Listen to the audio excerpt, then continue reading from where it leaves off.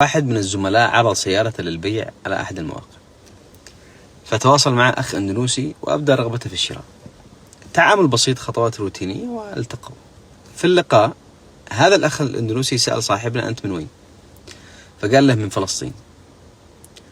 يسكن الرجل ويتغير وجهه ثم يدعو لغزة: الله معكم، الله ينصركم.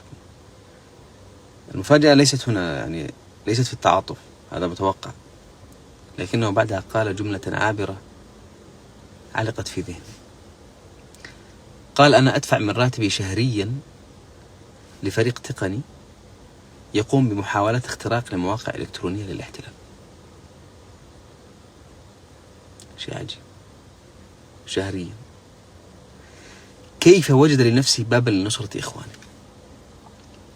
كيف استطاع أن يحول عجزه إلى فعل؟ لا يعرف اللغة العربية، لم ينتظر فتوى ولا دعوة ولا حملة، لكنه آمن أن له مكانا في هذه المعركة، ولو في الظل، ولو بأضعف الإمكانيات. يقتطع من رزقه كل شهر ليكون جزءا من معركة لا تخاض بالسلاح وحده. ممكن يتبادر إلى ذهنك أن ما يقوم به قد لا ترى ثماره في الدنيا. صحيح، ربما قد تفشل جميع المحاولات، لكنه واثق أن له وزنا في ميزان الآخرة. هو لا ينتظر الأثر، يكفيه أن لا يكون من الذين قعدوا. ليس له حسابات ولا شعارات ولا ظهور، فقط وجد ثغرة وسدها. هذا هو بيت القصيد: وجد ثغرة وسدها. بركة المال في صدقه لا في كثرته. هذا ما ينبغي أن نتسابق إليه، رجالا ونساء، كبارا وصغارا، كل بحسب استطاعته ومجاله ومهارته. الثغور كثيرة والمجالات متنوعة، والنصرة لا حصر لصورها. من لم يكن له سهم في القتال فليكن له سهم في الدعم، في الإعلام، في التقنية، في الدعاء، في المال، في الفكرة، في الابتكار، في أي شيء.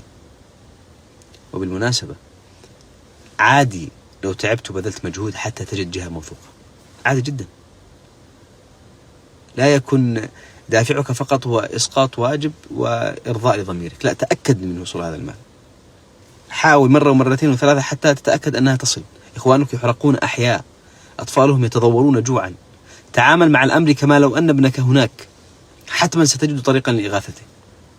هؤلاء أسياد الأمة وتيجان الرؤوس، وأطهر وأشرف من على البسيطة. ما تنفقه مهما بلغت قيمته هو جزء لا يذكر من دين على عاتقك، دين. ثم لا تنسى أن الله اشترى من المؤمنين أنفسهم وأموالهم بأن لهم الجنة. فهنيئا لمن باع وربح الصفقة. لا تقف متفرجا، هم أنت وأنت هم.